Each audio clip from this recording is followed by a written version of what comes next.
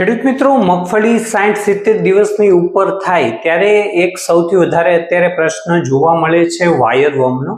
ખેડૂત મિત્રો, આના કારણે મગફળીમાં છે એ કાણા પડવા એવા ઘણા બધા નુકસાન થાય છે, ઉત્પાદનમાં ઘટાડો થાય છે.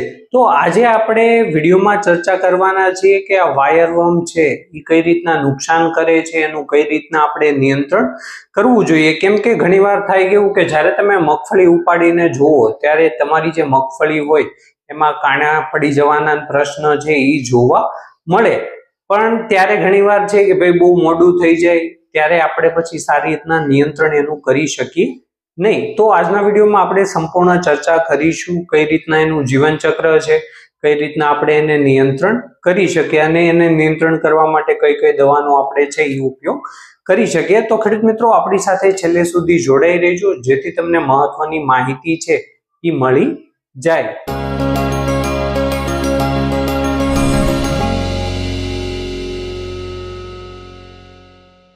નમસ્કાર ખેડૂત મિત્રો, ખેડૂત પાઠશાળામાંથી હું જિગ્નેશ અડિયા આપ સૌનું હાર્દિક સ્વાગત કરું છું.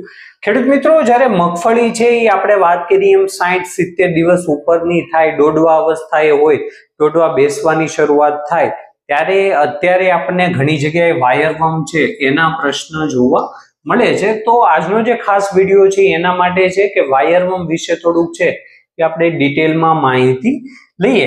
તો પહેલો પ્રશ્ન આપણને એ થાય કે હવે શરૂઆતની અવસ્થાએ પણ વાયરવર્મના છે નુકસાન થતા હોય છે, પણ ત્યારે એટલું બધું છે એ આનું પ્રમાણ જોવા મળતું નથી. ખાસ કરીને જ્યારે દોડવા અવસ્થા હોય ત્યારે આ જે મગફળીનો દોડવો હોય છે એમાં એકદમ ગોળ કાણા પડી જવાના છે એ પ્રશ્ન આપણને જોવા મળે છે. તો એ જે નુકસાન છે એ વાયરવર્મનું છે. તો પેલું છે વાયરવર્મ શું છે, તો આ એક છે કે ભાઈ એક ટાઈપનું જે બીટલ આવે, આ એની ઈયળ છે. જેમ કે ગુલાબી ઈયળ હોય તો ગુલાબી ઈયળ છે એનું જે ફૂદો આવે એની ઈયળ છે, એવી રીતના આ એક બીટલ આવે છે એની ઈયળ છે. અને આ જે ઈયળ અવસ્થા હોય એ જ સૌથી વધારે વાયરવર્મમાં નુકસાન કરે છે. હવે આપણે થોડુંક એનું જીવન ચક્ર સમજીએ કે ભાઈ એની લાઈફ સાયકલ છે એ કઈ રીતના છે.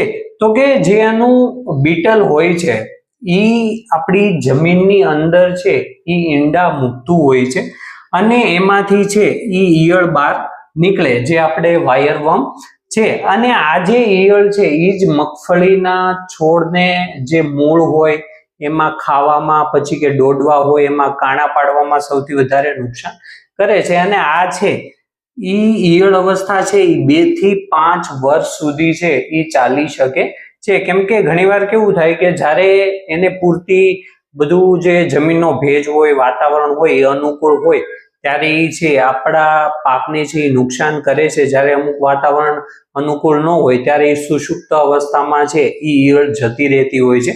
એના કારણે જે એનું જીવન ચક્ર છે ઈયળનું એ 2 થી 5 વર્ષ સુધી છે એ આગળ જતું હોય છે. એટલા માટે આ વખતે માન લો કે મગફળીમાં વાયરવર્મના પ્રશ્ન છે તો એમને આગળની વખતે પણ આપણને આનો આ પ્રશ્ન છે એ જોવા મળે છે. અને પછી છે કોશેટા અવસ્થા જે પણ જમીનમાં મૂકે છે ને એમાંથી છે એ પુખ્ત કીટક આપણને જોવા મળે છે. પણ ખાસ કરીને જ્યારે ભેજ થોડોક વધારે હોય, અત્યારે માન લો કે ભેજનું પ્રમાણ વધારે હોય, જુલાઈ થી લઈને સપ્ટેમ્બર મહિના સુધીમાં આપણને આ વાયરવર્મ છે એના પ્રશ્નો સૌથી વધારે જોવા મળે. પછી જેમ જેમ ઠંડીની શરૂઆત થશે એમ જમીનની અંદર છે એ ઊંડા જતા રહેતા હોય છે ત્યારે એટલું બધું નુકસાન આપણને જોવા મળતું નથી. પણ ખાસ કરીને જુલાઈ થી સપ્ટેમ્બર મહિના સુધી આ જે વાયરવર્મ છે એનો પ્રશ્ન સૌથી વધારે જોવા મળે છે. અને આ જ અવસ્થાએ છે એ મગફળી દોડવા અવસ્થાએ, દોડવા ભરાવાની અવસ્થાએ હોતી હોય છે. હવે મગફળીમાં છે એ કઈ રીતના નુકસાન થાય છે, તો કે નાની અવસ્થાએ પણ નુકસાન કરતું હોય છે કે જ્યારે ઉગાવો થતો હોય ત્યારે પણ નાના મૂળ છે એ ખાઈ જાય, પછી અમુક જે બી હોય એ ખાઈ જાય, પણ ત્યારે આપણને એટલો બધો પ્રશ્ન જોવા મળતો નથી. અને જ્યારે દોડવા અવસ્થા હોય, 60-70 દિવસ ઉપરની મગફળી થાય ત્યારે આ છે એ વધારે સૌથી નુકસાન કરે છે.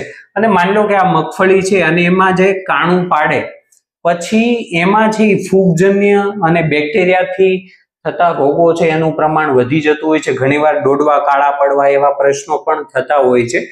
એના કારણે છે એ ફૂગને અંદર જવાની જગ્યા મળી જતી હોય છે.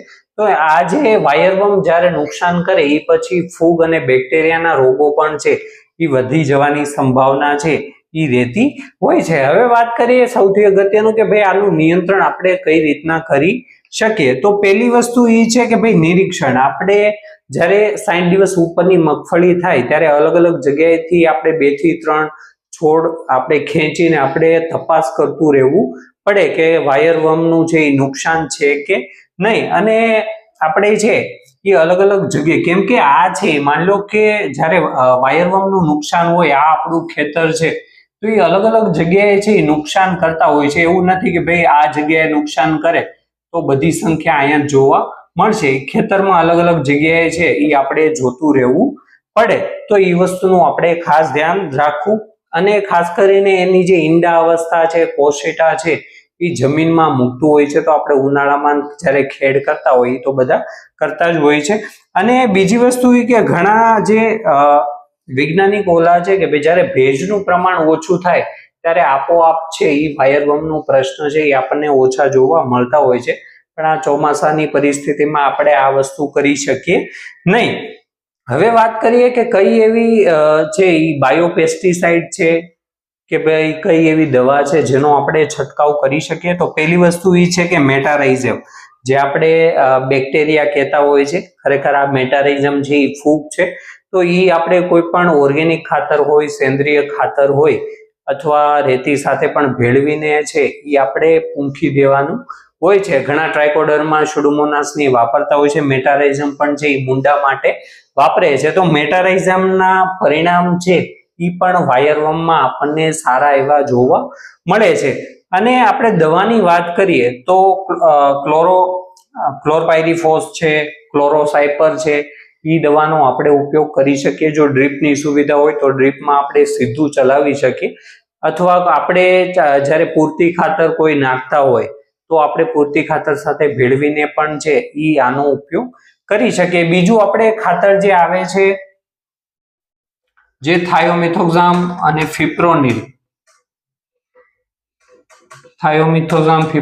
હોય અથવા થાયોમિથોક્ઝામ બાયફેન્થ્રીન છે, એ એવા જે દાણાદાર જે દવા આવે છે એનો પણ આપણે વીઘા દીઠ અથવા એકર દીઠ 4-5 કિલો છે એ આપણે આ જ્યારે પૂંખીને આપવામાં આવે તો આના થકી પણ આપણે નિયંત્રણ કરી શકીએ। પણ ખાસ વસ્તુ એ છે કે જમીનમાં જવું જોઈએ, કેમ કે વાયરવર્મનો પ્રશ્ન છે આપણી જમીનમાં હોય છે, એટલે ઉપરથી છંટકાવ કરીએ ત્યારે આપણને એટલું બધું કઈ નિયંત્રણ જોવા મળતું નથી। કે પછી 2 હાર વચ્ચે આપણે કોઈ પણ ખાતર નાખતા હોય ત્યારે આપણે ક્લોરોસાઇપર છે અથવા ક્લોરો છે અથવા આવા જે દાણાદાર જે દવા આવે છે, થાયોફિપ્રોનિલ ગ્રેન્યુલમાં આવે છે, આપણે બાયફેન્થ્રીન છે એ ગ્રેન્યુલમાં આવે છે, તો એ ખાતર સાથે ભેળવીને આપણે પૂંખી શકીએ। પણ જમીનમાં જવું છે એ ખૂબ જ જરૂરી છે। તો ખેડૂત મિત્રો, આ વાત થઈ કે ભાઈ જો 60-70 દિવસ પછી મગફળીના પાકમાં સૌથી કોઈ મોટો દુશ્મન હોય તો એ વાયરવર્મનો છે। કયા સમયે આનું જે પ્રમાણ છે સૌથી વધારે જોવા મળે તો કે જુલાઈથી લઈ અને સપ્ટેમ્બર મહિના સુધી છે એ આનો પ્રશ્ન વધારે જોવા મળે। અને એના નિયંત્રણ માટે આપણે પહેલા તો છે કે ભાઈ જે જૈવિક ફૂગ છે મેટારાઇઝમ, એ ઘણા ખેડૂત મિત્રો વાપરે છે, તો એનો આપણે ઉપયોગ કરવો જોઈએ। એનાથી પછી આપણને નિયંત્રણ જોવા મળતું નથી તો આપણે થાયોલેમડા છે, પછી થાયોમિથોક્ઝામ ફિપ્રોનિલ છે, થાયોમિથોક્ઝામ બાયફેન્થ્રીન છે, ક્લોરો 20% છે અથવા ક્લોરોસાઇપર, આવી દવામાંથી કોઈ પણ એક દવાનો છે એ આપણે ઉપયોગ કરી શકીએ। જેથી ખેડૂત પણ એક વસ્તુ ખાસ ધ્યાન રાખવું કે ભાઈ 60 દિવસ ઉપરની થાય ત્યારે આપણે કન્ટિન્યુ છે એનું નિરીક્ષણ કરતું રહેવું જોઈએ કે ભાઈ આપણા જે પાક છે એમાં આનો પ્રશ્ન જોવા મળે છે કે નહીં। ધન્યવાદ ખેડૂત મિત્રો। જો વિડીયોમાં માહિતી પસંદ આવી તો વિડીયોને લાઈક કરો, શેર કરો અને આવી જ ખેતીને લગતી માહિતી માટે આપણી ચેનલને સબસ્ક્રાઇબ કરો। ફરી મળીશું એક નવા વિડીયો સાથે। જય જવાન, જય કિસાન।